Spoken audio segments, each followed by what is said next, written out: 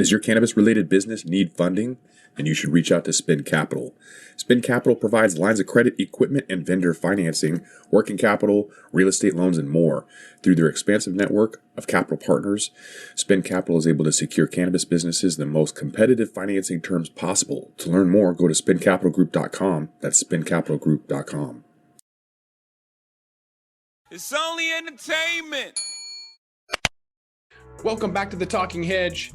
I'm Josh Kincaid, capital markets analyst and host of your Cannabis Business Podcast. Today, we've got Yoko Miyashita. She's the CEO of Leafly. Yoko, thanks for being with us on The Talking Hedge. Thanks for having me here. I appreciate it. Yeah. So let's get into Leafly real quick. I want to talk to you about a couple of major industry events. I think you were in Vegas for Weed Week. Kind of want to get your recap, your take on that, what that means for the industry.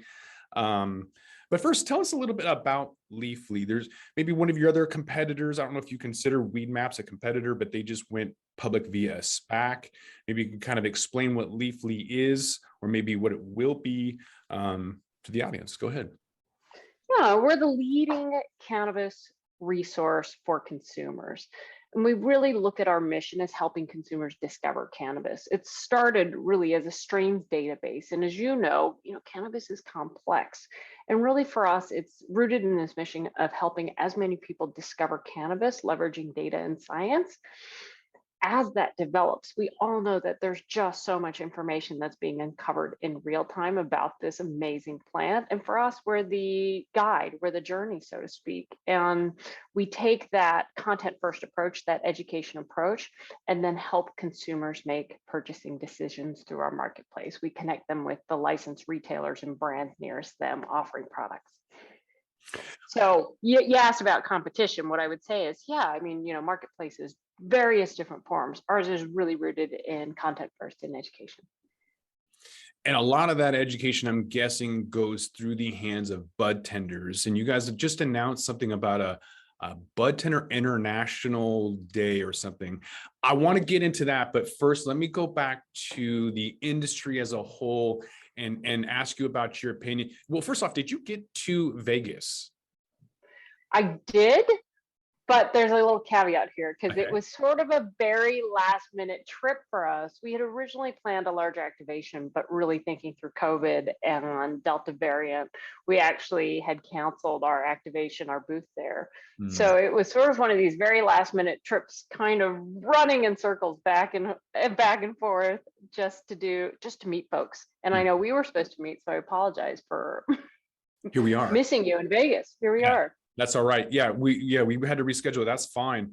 Based on your limited duration down there, what were you able to gather? Were you able to, the conversations you had, maybe the things you saw, was there anything that gave you kind of that aha moment of like, that's where I think the industry is going, or they don't belong here, or was there anything you saw one way or the other that kind of gave you a better perception of the industry as a whole?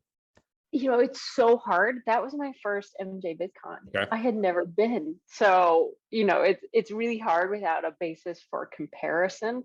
But what struck me was the event was huge, right?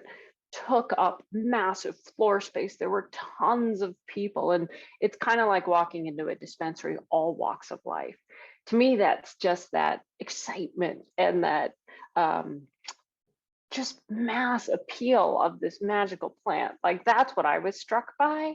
And there was a ton of it just gives you a window into how many different ways and avenues there are to access this industry, to participate in this industry. And I think that excitement, that palpable excitement, was what was so striking to me, not having ever been. Feel like a first, somebody who's coming back to cannabis for the first time in a couple of decades. When I go to MJ BizCon, because I'm so taken back, it's like walking into a store and seeing 2,000 SKUs and going, where do I start? You walk into MJ BizCon, for anybody who hasn't been there, at the Las Vegas Convention Center, the world's largest cannabis expo. You walk in and there's literally over 1,000 booths. There's, I think, over 1 million square feet between where they were at and where the Hall of Flowers exhibit was. And then I think they said something like 27,000 plus people inside. That's not even counting all of the people outside who didn't pay to come in. So you're trying to kind of gather and see things and meet people, but it's incredibly overwhelming and takes several days, I think, just to absorb it all. And that's just MJ BizCon alone. Now there's this whole weed week where you've got MJ Unpacked. That's more about the retailers and brands, which I thought was very intimate and unique and interesting. I saw a lot of deal flow going on there, a lot of educating and a lot of interactions there. So it was a good week. It's like the physical manifestation of what we report in our jobs report. 321,000 full-time jobs in cannabis as of our last count in 2020, right? Like that you see in real life when you see all of these people from different parts of the industry coming together. There's a lot of people in the industry, but is it, well, let's get to the bud tenders thing. So looks like you guys had announced a contest to celebrate bud tenders on International Bud Tenders Day. So I have to hire people, I would imagine is fairly challenging in this area, in this time frame right now. And so kind of focusing on a key aspect of the industry that don't make a lot by comparison to some other folks. Tell us a little bit importance about bud tenders and why you chose to do this. You know, if you root this in what we are focused on really, which is consumer's guide, right? Being your consumer's companion, bud tenders are such an important part of that journey. One of my questions whenever I go into a dispensary, I love chatting with the bud tenders. And my first question is, all right, because you're asking them, I'm not usually upfront about I work in the industry, but you want to just get a sense for what they're going to recommend and hear how they're having conversations. And, you know, inevitably you ask, hey, where are you getting all your information from? Where are you doing all your comparisons? And for us, I just 9 times out of 10, I hear Leafly. A, it's delightful, but B, it just makes us realize how important they are, how much we have to partner together in terms of bringing this amazing content that we have and bringing it into the hands of the bud tenders who can help guide consumers through that discovery journey. People want to do it here on the site, but there's just such an important part of that ecosystem and have that influence. And it's also the make or break point for new consumers, right? Think about that experience of walking into a dispensary for the first time. I don't know what your experience was like, but I just remember the bright lights and just going, where do I start? And that emphasis on the bud tender, to your point, like, you know, probably one of the hardest and lower paid jobs in the industry. And how do you make sure we're celebrating them because they play such a key role in consumers' discovery of cannabis? Yeah, I remember walking into it was called the Wormhole, and it was a roaming medical shop. There's 3 different locations, and if you didn't know which one it was, then you didn't know where to go. As if you forgot to ask and you went to the one they were at last time, they may not be there the next time. So definitely wasn't convenient. I remember asking, what is this RSO stuff? And yeah, there's just a lot of different things. I don't think I really knew much about CBD back in 2005 or whenever it was that I was helping a friend that had MS. But yeah, there's a lot of questions. A lot of people don't really know what to do. And I think utilizing a resource like Leafly is the way to go. You guys are also launching an in-app ordering for iPhone users. So you talked about getting knowledge in the hands of the bud tenders, and you're literally doing that for bud tenders and for consumers in general. Can you maybe talk a little bit about what that means, both for the consumers as well as the business side? Because you're getting a lot of data from that. And I'm curious what you're able to do or how you're able to utilize that as well. Oh, I love that question. In terms of iOS ordering, what maybe your listeners may not be aware of is the fact that you know the apps, both Google and Apple, have had very shifting attitudes towards whether they allow ordering or not within the app. And it's been very difficult because think about how we operate as consumers. What do we use? We use our phones. I mean, you know, how many people, I make most of my shopping for any other product sort of sitting on my phone in an off moment, right? Like when you have a few minutes to yourself, you're researching on your phone. And I think that engagement of the consumer with the phone, it's such a critical channel in terms of shopping decisions. And the inability to order through the app was literally cutting off consumer access to legal cannabis. That's our view, right? And if you think about the legacy market, how are they transacting? So much of it is on the phone today. So think about that comparison. If this whole legalized industry's purpose and mission is to transition as much spend as we can out of the illicit into the licensed market, you got to be on parity. You got to be on parity with the legacy market. They're on the phones.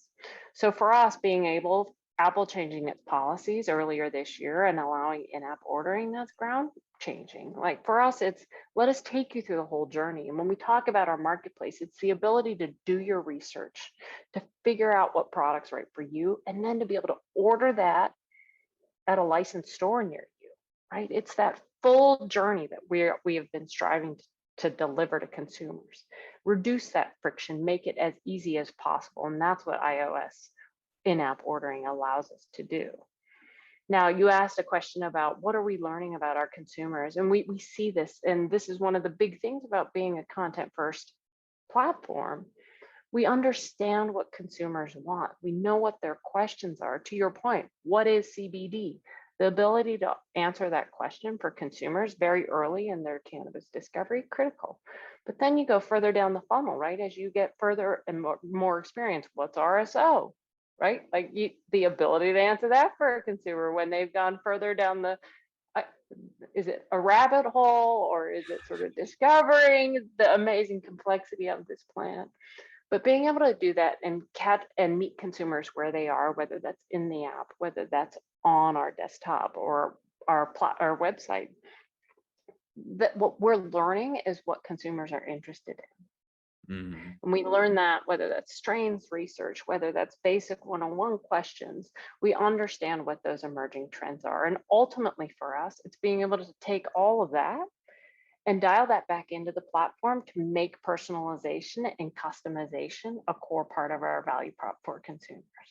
If we're seeing you order consistently XYZ products, right? If you're a Blue Dream, strain person, and we see you consistently ordering that, what we can start to see is say, oh, Josh is really into Blue Dream.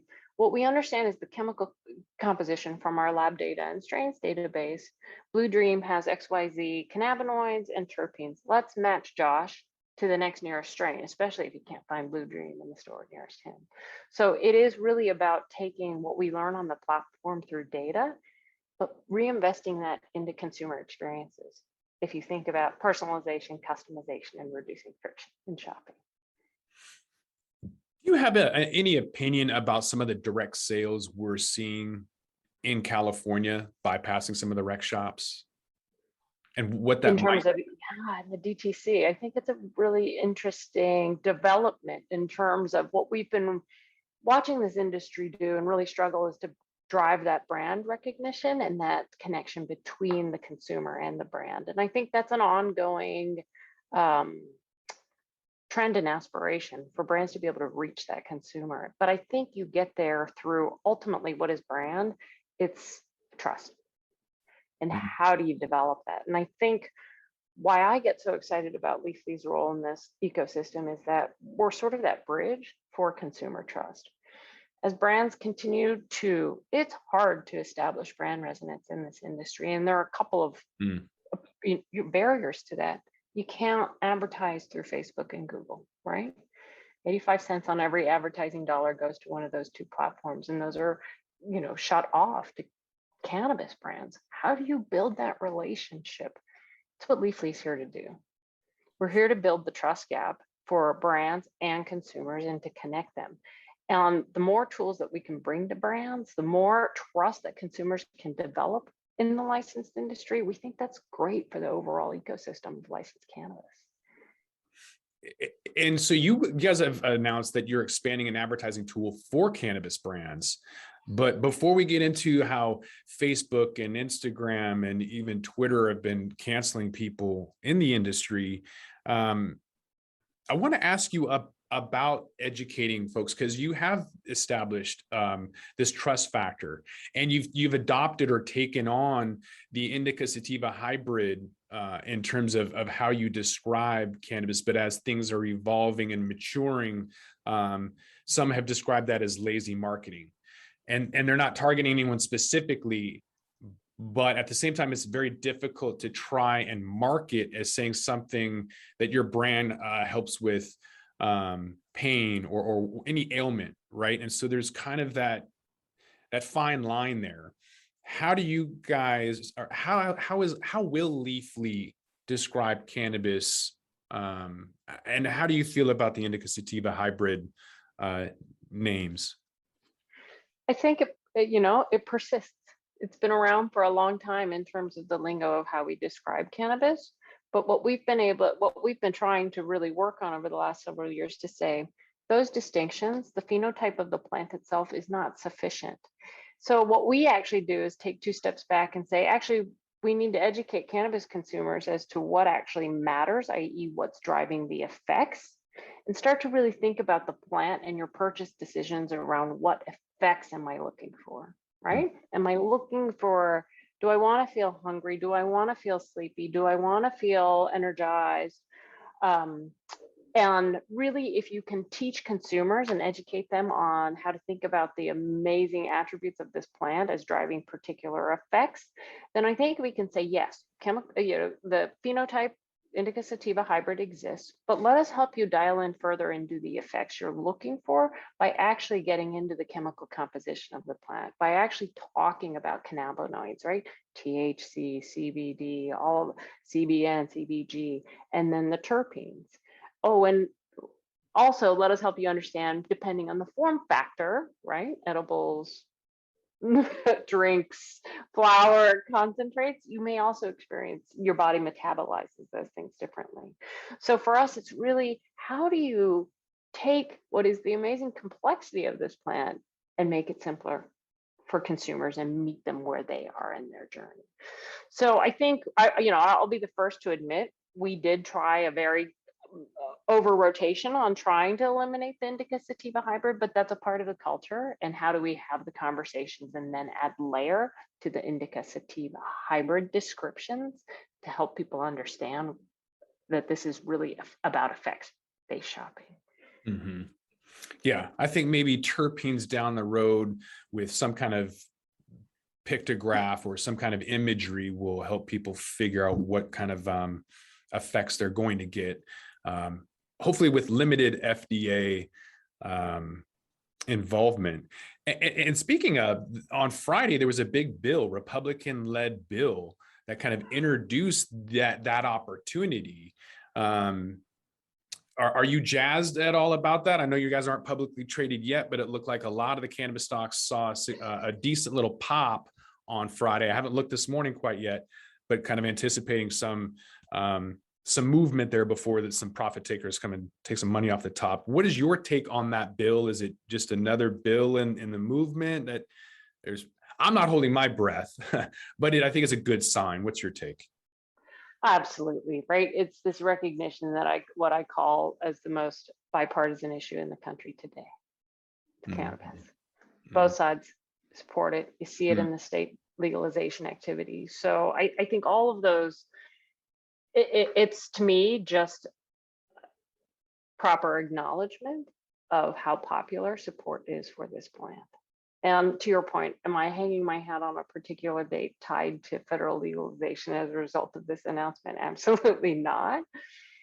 But I think what you see is both sides of the aisle recognizing people want a pathway to this, and how are we going to give it to them? And you can go back and forth about what are the political machinations around it and what's the calculus, but at the end of the day, and I just think it's great for the industry. It's saying we want a pathway to this. We don't like old policy. It's not working. And so you guys are creating some additional tools kind of helping lead that path towards legalization, one of them being that advertising tools for cannabis brands, since there isn't a dependable a platform yet. So many of them, I mean, LinkedIn has been phenomenal, at least for me with cannabis. They haven't really canceled a lot of people yet, where so many other, YouTube included. Tell me a little bit about the advertising tools for cannabis brands and how you're going to be helping them out. Yeah, so for us, it's all about our engaged consumer audience, right? We talked about sort of our content first, how we're really in market educating consumers even before legalization. That's why we have 10 million monthly active users on our site. And for us, it's about building the ecosystem for licensed cannabis. It's that 10 million monthly active users that have brought over 4,600 licensed retailers on our platform and almost 8,000 brands. And for us, it's how do you build a platform? How do you build an opportunity for that connection between a brand and a consumer, for a store and a consumer? And if you can't do that in the outside world, let us create a space at Leafly where you can do that here. And it's about, giving brands, you mentioned our brand subscription product that we just launched in June. It's about giving brands the opportunity to get in front and center around consumers to tell their own story. And it's as simple as to provide their own imagery, to provide their own product description. And it's, one of the key features is catalog control, giving brands the ability to control how their products appear in a consumer's feed consistently. I mean, you might say that's so basic, but at the same time, that's a critical opportunity for brands to engage and drive that storytelling and narrative with their consumers. That will expand into the ability for brands to advertise, on menus in front of consumers' eyeballs. Like for us, helping brands create brand resonance with the consumer is a key part of what we believe is the value we deliver to brands on our platform, as well as consumers. Tell me a little bit about your own brand and how you guys are going to deliver value. So you're going to be traded sometime in the fourth quarter on NASDAQ under the ticker symbol LFLY.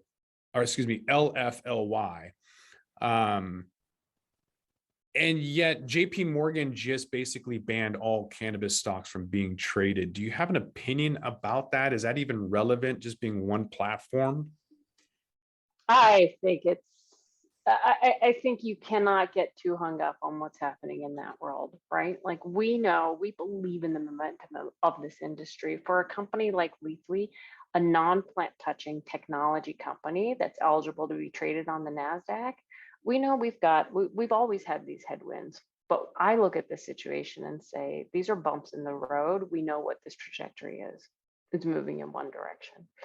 And that to me is, hey, able to bring, you talked about the trust, that brand, that consumers place, that trust that consumers place in the Leafly brand and the Leafly platform, to be able to bring an asset like this to the public markets at this stage, when we do have some significant tailwinds, that's big. We believe that delivers value today. We talked about the value that this platform generates, whether it's consumers and helping them through their discovery journey, whether it's licensed retailers to help drive orders from our consumers into their businesses, or for brands to get that connection, to create that connection with consumers because they can't do that in the outside world. Like we think there's an inherent momentum in this, and we're just so excited about this next stage of our growth and maturation. Maybe you can unpack that a little bit. I want to know what kind of FOMO you're going to give all of JP Morgan's clients that aren't able to buy Leafly when it is traded, because you guys just had a report that you co-wrote between Leafly and Bo Whitney of Whitney Economics, showing that the U.S. cannabis industry is on pace to reach $25 billion in sales by the end of the year, which represents a year-over-year revenue increase of 35%, putting cannabis on track to be the nation's fastest growing industry and making Leafly's brand subscription service more crucial than ever for cannabis brands. Once you do go public, maybe you can describe to the audience how you're going to utilize that capital. It's getting cheaper and cheaper to borrow, and so what kind of value you're going to be able to add from that exercise of going public? Yeah, for us, we've been so leanly staffed for the last several years, and first and foremost, when you're sitting in this seat, you're evaluating all options in terms of putting capital on the balance sheet. So for us, having the right partner here has been critical. Merida Capital, who's the sponsor of this SPAC, they've worked with a ton of and some great ancillary companies, non-plant touching companies. So having the right partner in a transaction like this is critical. But for us, it's ultimately what's the right sizing for this and what are we going to do with it? And I think that's the core of your question. For us, it's the permeation of that local marketplace. Like, we have done so much on a shoestring budget in terms of building our presence. And this is truly a local market business where you're working in regions. You know this, there's such a distinct local flavor to cannabis, whether that's the plant itself or how the industry is set up. And that's a function of state by state regulation. But for us to be able to be really close to our customers, whether that's the consumers in market, retailers in market, brands in market, and understand inherently that local flavor, and then go to market and serve them with that local lens, that's what putting capital on the balance sheet allows us to do today. And I think the other thing to think about is, we all know that cannabis is so choppy in terms of the industry is choppy in its developments. The time it takes, because these are state captive, even once you've legalized, you've got to plant that seed in the ground, has to be grown there, has to be processed there, has to be packaged, distributed, and sold all within the state. That just takes time. And so if you're sitting in this, you're working in this space, you're always sort of it always takes longer than you would have hoped. It's always choppy at the outset, but we know that these markets reach their stride when they get to a certain stage of maturity. And for us, we see a lot of, these legalized markets that are starting to hit their stride, with big markets coming online with East Coast adult use lighting up. Like, that's super exciting. Yeah, it's definitely going to take a lot more maturity in the markets, along with the experience and the individuals. And it looks like you guys are adding or stacking to that professionalism that's going to be required as you guys take that next step and go public. You guys have a relatively newer CFO that you've added to the team, Suresh Krishnaswamy, who has 25 years of global finance and tech experience. And he's going to oversee all of the finance operations and strategy.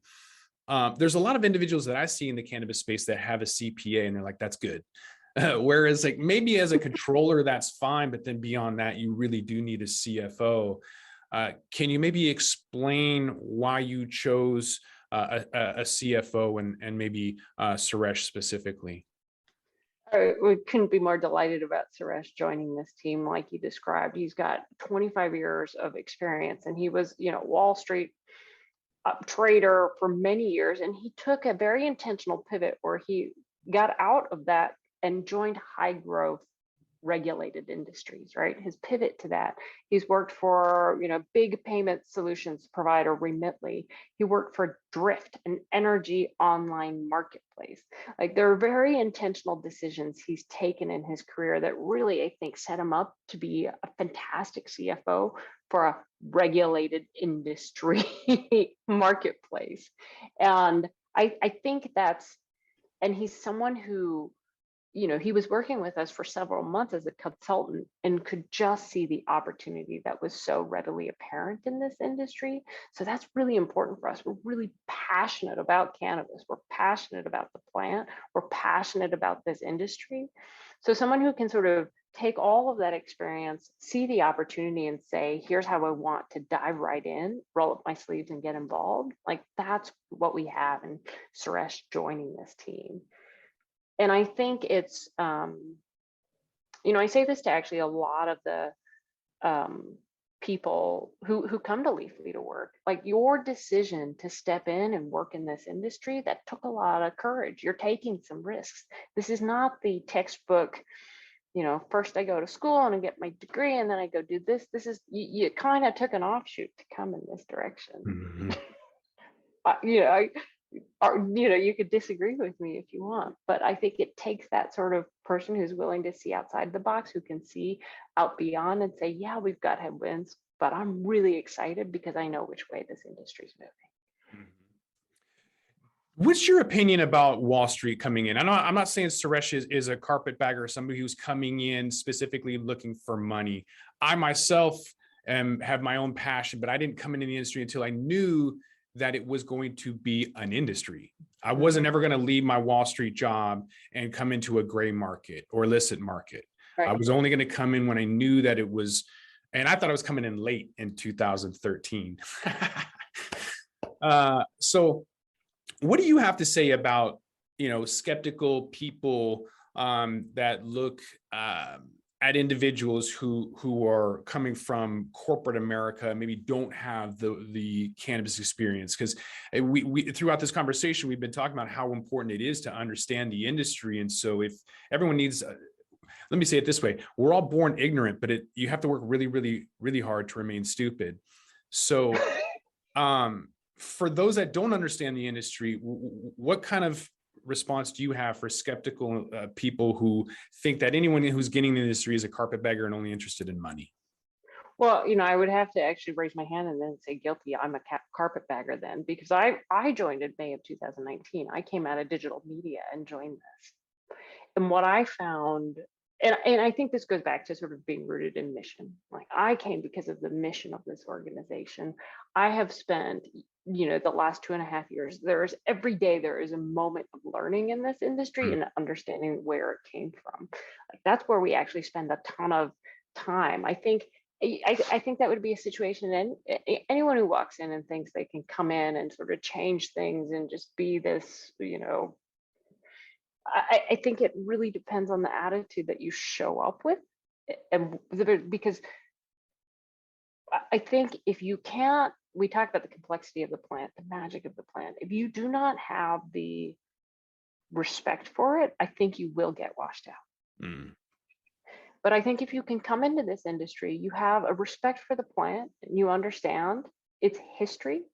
And by its history, I would include all of its political and cultural context. Like this, there's a place for you here, but do not come in thinking you've got a mastery of this, because wow, this plant will completely knock you on your rear if that's your attitude. And I think so it really starts with that, and understanding why has this persisted through 100 years of prohibition, right? There's something about this plant that has pushed through all of these headwinds to get to where we are today. Understand that, go deep on that. And when you can actually respect and give it its due credit, I think you do end up, you end up probably where you are, probably where I am, completely in love with this plant and industry because of its complexity, because of its color, because of its opportunity that it holds. Yeah, I think the fact that the US doesn't have easy access to capital has created some maybe more altruism, because although I come from finance and you're from you were an attorney, but you understand the industry. And so the both of us saw opportunity, but both of us love the plant, both of us continue to learn. Having said that, in Canada, there's a lot of speculation up in that markets. There's a lot more folks that are doing press releases, and I'm not saying snake oil, but they're going after easy money and not necessarily utilizing the shareholder value in the way that they should, having written off $3 billion for Canopy, for example. I think that sends a huge red flags to the industry. And that's why there's a lot more people looking at the value, which is kind of one of the themes that we've been talking about, and how Leafly is providing users and shareholders value because they're constantly looking to improve. Where do you see the industry heading? And how is Leafly going to adapt to stay relevant? A little crystal ball here. Well, I know in terms of what other people are doing, like I say this a lot to the team, like run your own race, know who you are, what are you delivering against? And for us, that's that, an emphasis on, we will continue to serve whatever the evolution of this industry and what's happening around us. We believe we create lasting value by focusing on the consumer, helping them along on their consumer journey in cannabis. Like, we are your cannabis companion. And that through all of this iteration, we always get this question, oh, what happens with federal legalization? What are you guys going to do? What happens when the non-endemics come in? Like, we could sit and speculate till the cows come home as to what that looks like. But what I do know will have enduring and lasting value is that empathy. The relationship that Leafly creates with its consumer will have lasting value. And as long as we continue to serve against that mission and purpose in our existence, that's how we create long-term sustainable value, notwithstanding all of the theatrics, the churn, the drama. Like, you'll see us focus there. What is going to be the biggest change, do you think? Is it going to be like the Safe Banking Act? Will it be federal legalization? Although we both said don't hold your breath. What do you think, like in the next 18 months, is going to be maybe the biggest change for the industry as a whole? There are just some basic things we need. Would love to see safe banking go through, if nothing else, right? Like, this is enough. To your point of the capital constraints, it's such a source of what I call when you work in cannabis, you're working with an arm and a leg tied behind your back. We're an organization that, think about us, non-plant touching. We only work with the licensed cannabis industry. We've been kicked off our ERP platform, our HR platform, our texting platform, our payroll platform. And, this is all a function of safe banking and that inability or that ultimately this fear for service providers to work with our industry. This is an industry, I've worked with in multiple other ones, such a heavy emphasis on compliance, right? Like, the licensed industry, I've never actually worked in an industry where it is such it's a non-question. You're not fighting for it, right? Like, it's, of course you operate, two hands on the table. You've got to operate like that. And yet we see this industry continuously penalized. And I think people are starting to really just see how absurd that is, right? In a COVID touchless payments world, this is an industry that is essential and had to operate with cash payments. Like, come on, the absurdity just becomes too much. Yeah. Do you think even being publicly traded on NASDAQ, one of the big board exchanges, is that going to give you, is that a carte blanche? Or you just tell your HR platform, no, you can't cancel us. We're traded on NASDAQ. I mean, I think for investors, they're going to look at that and be like, wow, that's impressive. But does that hold any street cred for any other bank or platform or anything else, do you think? We believe it should, whether it's the watershed moment where all the, sort of chips or dominoes fall in line. I can't tell you, but like that's part of one of our points of going out at this stage, right? Like, we are setting the foundation for this conversation. We are giving you this transparency. You need to understand how this licensed industry works.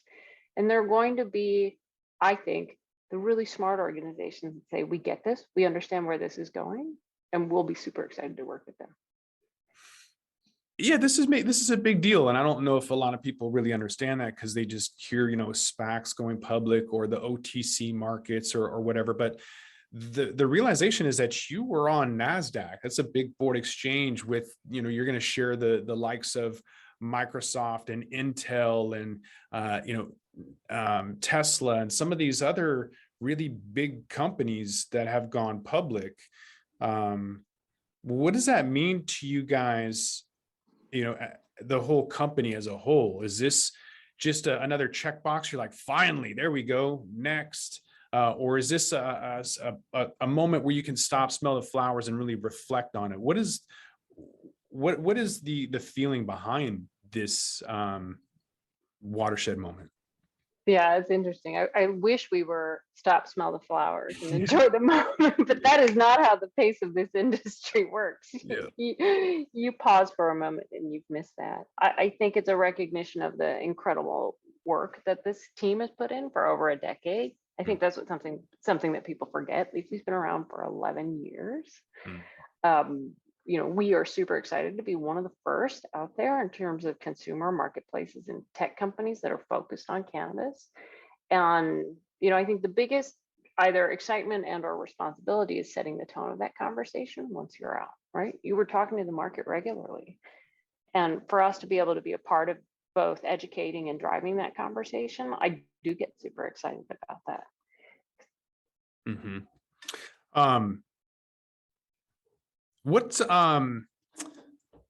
What are two goals that you guys have for 2022 and beyond in order to keep your first mover advantages?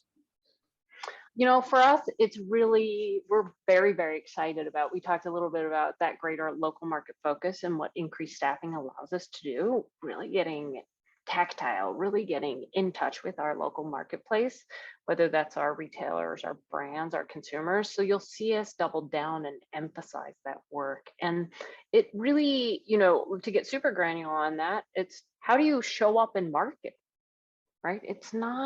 Cannabis is not a national product. So it matters how you're talking to your consumers in Illinois. It matters how you're talking to your consumers in Arizona. And what I'm really excited about is sort of pulling that thread, really showing up as a local community partner. And I think that's what capital on the balance sheet allows us to do. If I didn't say we weren't absolutely thrilled about East Coast, I would be lying.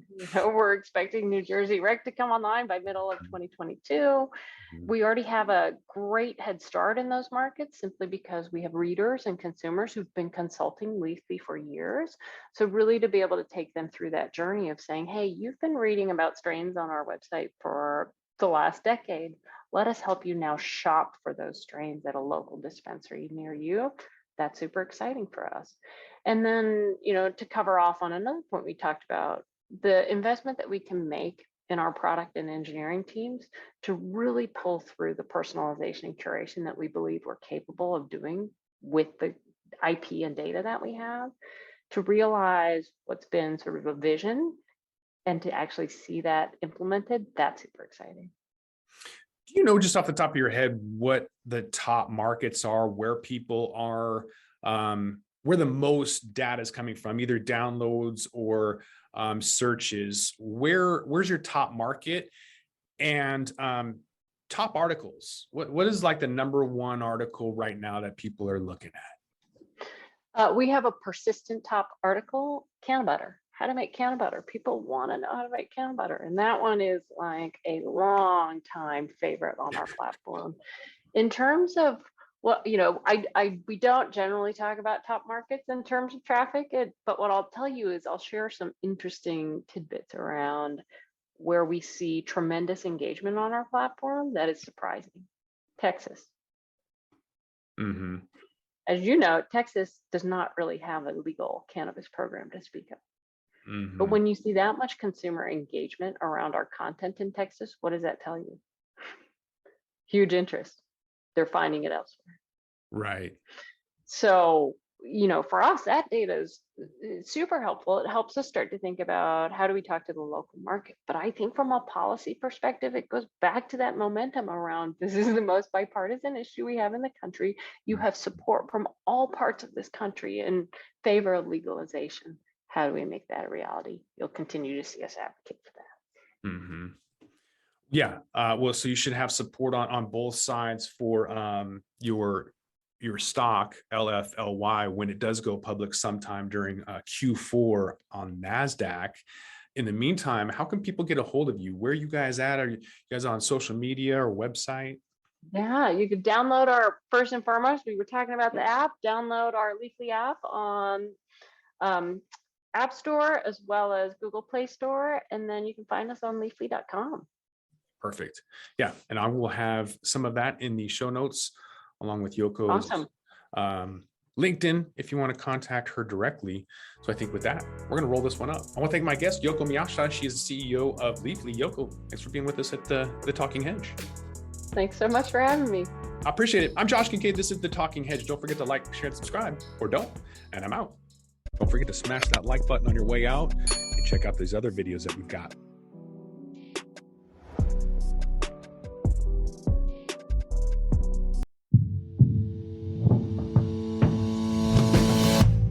Tell me, boy.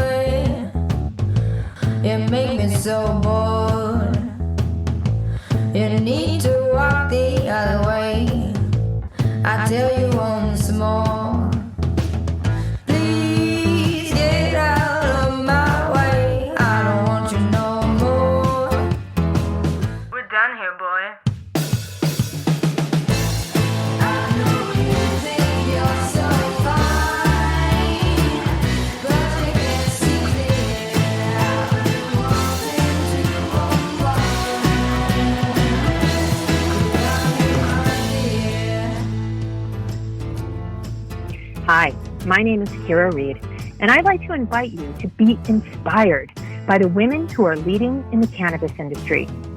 Each week, we will discuss empowerment, leadership, and what it means to be a woman in charge in marijuana, hemp, and CBD.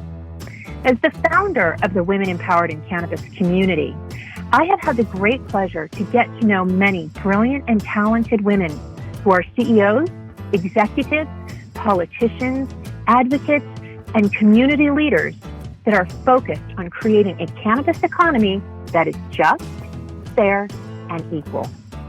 We'll learn how these women make decisions, how they navigate a predominantly male industry, and what they're doing to level the playing field for women. I hope you'll join us.